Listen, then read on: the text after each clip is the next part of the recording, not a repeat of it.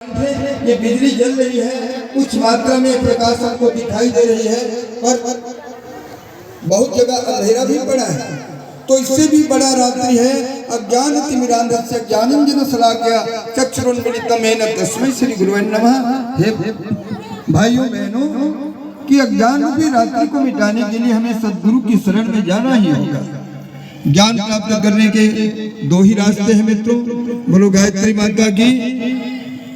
एक का नाम है स्वाध्याय, दूसरा का नाम है सत्संग। स्वाध्याय किताबी ज्ञान नहीं हो सकता, किताब से आपको स्वाध्याय नहीं मिल सकती, केवल एक उदाहरण मिल सकता है, एक मार्गदर्शन मिल सकता है। पर स्वाध्याय किसको कहते हैं? स्व का अध्ययन करना, अपने आप को जानना है। आत्मज्ञान होता, अपने को जानने से जीवन महान बनता, अपने को साधने से अपना सुधार करके निज रूप को संवारे। जीवन देवता, जीवन की देवता को अवतरिक सवारे। मित्रों, जीवन को हम समझ लेते हैं, गुरुदेव ने क्या कहा, ये जीवन ही प्रत्यक्ष देवता है। और कैसा देवता है?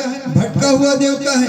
दुनिया में अनेकों मंदिर तो है, बड़े बड़े भव्य मंदिर है, पर शांति कुंज में एक मंदिर है मित्रों, जिसका नाम है भटका हुआ देवता का मंदिर। पूज्य गुरुदेव कहते थे कि बेटा, आप संजीवनी साधना में आए हो। संजीवनी किसका नाम है? जिसकी मूर्छा लक्ष्मण जैसे मूर्छित लक्ष्मण को जीवित करने की जो विधि है, औषधि है, उसका नाम संजीवनी है। यहाँ आकर के अपने जीवन को पहचानो। तो क्या करना बेटा? गायत्री मंदिर जाना, तो गायत्री माता की दर्शन करना है, मत करना। अखंड दीप की दर्शन करना है, मत करना। यज्ञ करना है, मत करना। पर एक काम जरूर करना, भटका हुआ मंदिर के सामने चल देना और जाकर के दर्शन करना उसका। क्या है इसमें? 5 दर्पण है। अभी कौन सी जगह पर गए थे भैया? गिरिडीह में भटका हुआ देवता के मंदिर की स्थापना हुई है। तो पूज्य गुरुदेव कहते थे कि बेटा वहां जाना और जाकर के देखना, अपने आप में देखना। पहले जो दर्पण पर देखना, तो उसमें लिखा होगा सोहम। अपने को जानने का जो विधि है सोहम।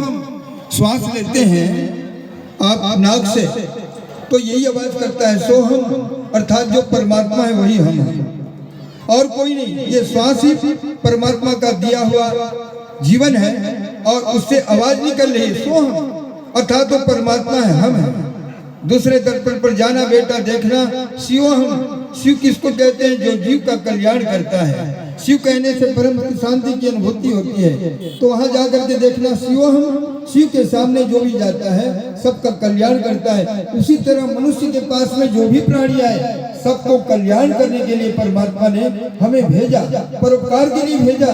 जैसे परोपकाराय बहन्ति नद्याः, परोपकाराय दुहन्ति गावः, परोपकाराय फलन्ति वृक्षाः, परोपकाराय इदं शरीरम। ये शरीर भी परोपकार के लिए मिला है। भाइयों बहनों, तीसरा है शिवोहम के बाद जाएंगे तो चौथे दर्पण पर लिखा है सच्चिदानंदोहम, अर्थात सच्चिद में आनंद ही आनंद। फिर दुख किस बात की? आप दुखी क्यों हैं? कोई तन से, कोई मन से, कोई धन से। हर लोग दुखी हैं, सब कुछ तो है, पर दुखी क्यों है? कि आपने अपने को जाना नहीं, अपने को पहचाना नहीं, आपको ज्ञान प्राप्त नहीं हुई। आज का शिक्षा क्या हो गया? व्यवसायिक शिक्षा हो गया। आध्यात्मिक और व्यवहारिक शिक्षा समाप्त हो गई। पहले हम लोग प्राथमिक स्तर पर पढ़ते थे तो महापुरुषों की जीवनी पढ़ते थे। एक पंचायत के स्वरूप को कैसे होना चाहिए, एक वीरांगना को कैसे होना चाहिए, ये महापुरुषों की जीवनी से हमें प्रेरणा प्रदान मिलता था। पर आज तो केवल और केवल भौतिक विज्ञान की शिक्षा दी जाती है कि भौतिक संपदा को चाहे किसी का छाती पाड़ना पड़े, चाहे किसी का हत्या करना पड़े, चाहे किसी को लूटना पड़े, चाहे किसी को धोखा देना पड़े, तो भी भौतिक संसाधन इकट्ठा कर लो। रावण ने तो किया था, क्या मिला? भस्मासुर को तो भस्म कंकड़ मिला था, क्या किया? ठीक इसी तरह से विश्व का जीतने वाला सिकंदर ने तो विश्व को जीता था, क्या मिला? विश्वामित्र जी विश्व के जीतने वाला राजा थे, पर विश्वजीत राजा ने ब्रह्म विद्या को प्राप्त क्यों किया? तो आज हमारे पास में वही विद्या नहीं जिस विद्या की कमी है। आज की महती आवश्यकता है कि आज की समस्या क्या है? राजनीतिक, पारिवारिक, सामाजिक, नैतिक, बौद्धिक सभी समस्याओं से लोग घिरे हुए हैं। तो आज की समस्या का निदान है युग स्मृति ऋतंभरा गायत्री। मिलेगा कैसे? स्व का अध्ययन से मिलेगा। स्व का अध्ययन से। लास्ट के दर्पण में लिखा अहम ब्रह्मास्मि, अर्थात समय बहुत कम है, अहम ब्रह्मास्मि, ब्रह्मा जी ने सब कुछ बनाया। पहले पेड़ बनाए, पेड़ पौधे बनाए, फिर फल जितने भी कीड़े मकोड़े को बनाए, नर पशु पक्षियों को बनाए। उसको तसल्ली नहीं मिली तो अंत में सोचा कि इतना बढ़िया मैंने दुनिया बनाया, अब इसकी उत्तराधिकारी किसको बनाऊं, कौन इसको सुव्यवस्थित रख सकता है। तो उस समय फिर ब्रह्मा जी ने अपने समान कुछ बनाने की सोची तो एक गोल पिंड बनाया। गोल पिंड बनाया, कोई हलचल नहीं हुआ। ब्रह्मा जी निराश हुए, उन्होंने हथियार उठाया और उनको मार दिया, काट दिया, दो भागों में बंट गया। फिर उसमें चुंबकत्व की जो शक्ति थी, जैसे धरती और आकाश के बीच में एक दूसरे से मिलने के लिए उसमें शक्ति उत्पन्न हुई, एक दूसरे के आकर्षण से एक दूसरे से जुड़ने का प्रयास किया। मित्रों, और कोई नहीं था, वही उस स्त्री पुरुष के रूप में, नर और नारी के रूप में ब्रह्मा जी ने उनको फिर बना करके निर्माण किया। फिर पूछा गया तुम कौन हो भाई, हर जीव से पूछा, पेड़ से पूछा तुम कौन हो, निरुत्तर हो गए। कीड़े मकोड़ों से पूछा तुम कौन हो, मैंने बनाया, कोई जवाब नहीं। पशु पक्षियों से पूछा तुम कौन हो, कोई जवाब नहीं। अंत में मनुष्यों को बनाया, नर नारी को, तो उनको पूछा तुम कौन हो, तो उन्होंने कहा अहम ब्रह्मास्मि, जो आप हैं वही हम हैं। ब्रह्मा जी को बड़ी तसल्ली मिली और जो उपहार मिला था उसको भगवान विष्णु को दिखाए। विष्णु जी ने पूछा तो वो भी कहा और दोनों प्रसन्न होकर के भगवान शिव के पास गए। तीनों महादेवी सबने आशीर्वाद प्रदान किया नर नारियों को और कहा यही धरती का उत्तराधिकारी है, ये साम्राज्य को केवल यही संभाल सकता है। और उस समय मीडिएटर के रूप में नारद जी जो देव ऋषि थे उनको बुलाए गए। देखना बेटा, तुम लोग क्या करना, गायत्री यज्ञ करना। ये गायत्री और महायज्ञ के महाशक्ति से आज हम तीनों महादेवता महादेवी के नाम से सरस्वती, लक्ष्मी तुम काली, दीपक तुम्हारी, ज्योति निराली, ये तीन महादेवी तीन महादेवता, इन्होंने कहा कि तुम गायत्री का जप करना, यज्ञ करना। नारद जी, यदि ये गायत्री यज्ञ से दूर हो जाए तो इनका पतन होगा, और ऐसी स्थिति में चुप मत बैठना। तुम क्या हो कि तुमको इंटरनेशनल परमिट हम दे रहे हैं, जबकि तुम्हारी इच्छा से तुम कहीं भी जा सकते हो, और हमारे पास ये कोई गलत करे तो हमारे पास पहुंचाना, अच्छा करे तो उपलब्धि भी पहुंचाना। तो आज मनुष्य पतन के गर्त पर गिरता हुआ चला गया, क्योंकि उसको आत्मज्ञान हो नहीं पाया।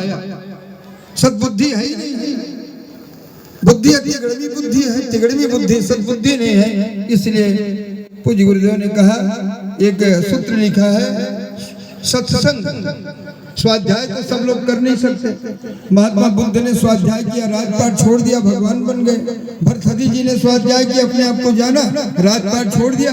350 तो नौकर चाकर रसोई बनाने वाले थे, क्या बन गया। आज भरथरी नहीं होते तो शायद गोरखपुर में जो आज जो बाबा जी हैं मुख्यमंत्री, वो भी नहीं होते। तो ये गोरखपुर का जो आश्रम बना है, भरथरी राजा होते तो वहीं तक सीमित हो जाते।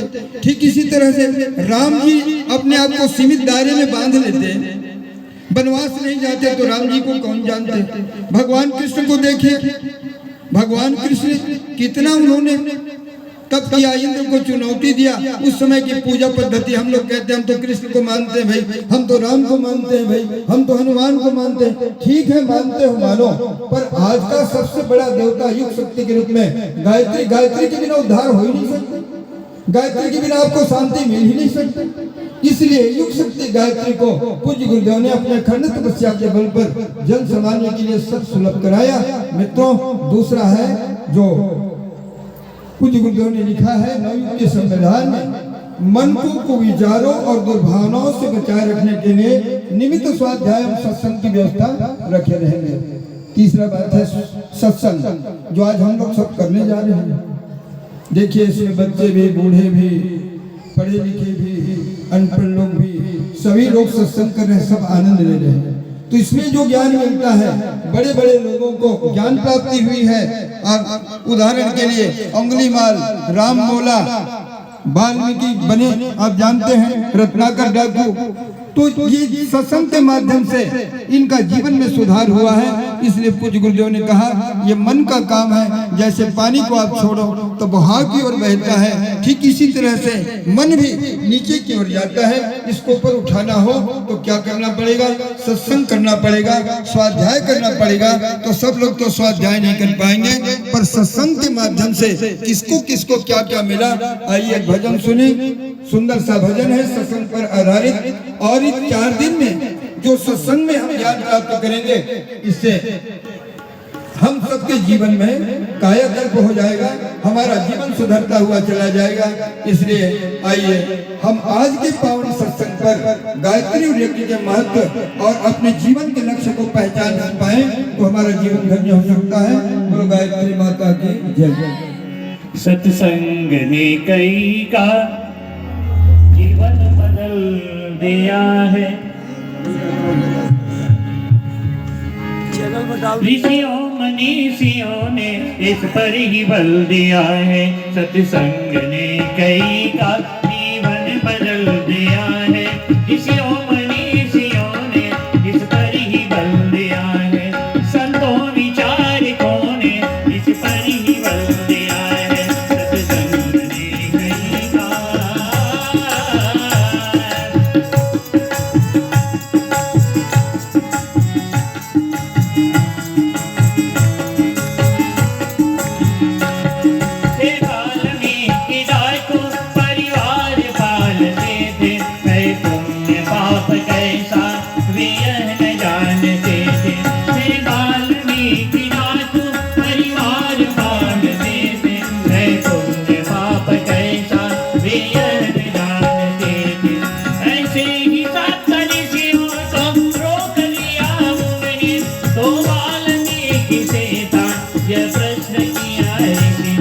परिवार बनाएगा, परिवार बनाएगा, दुष्कर्म जो किया है ऋषियों मनीषियों ने इस पर ही बल दिया है। संतों विचारकों ने इस पर ही बल दिया है। सत्संग ने कई का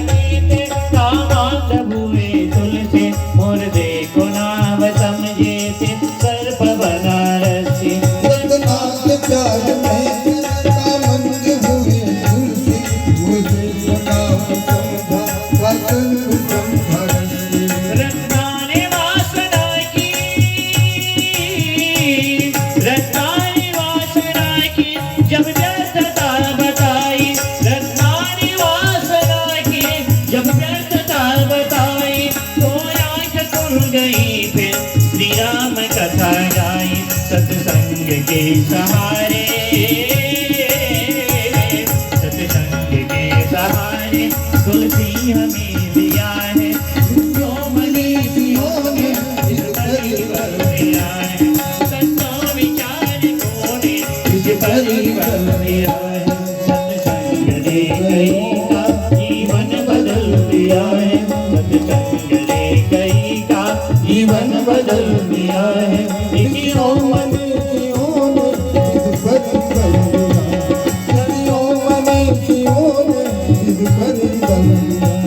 संतों विचारकों ने इस पर ही बल दिया।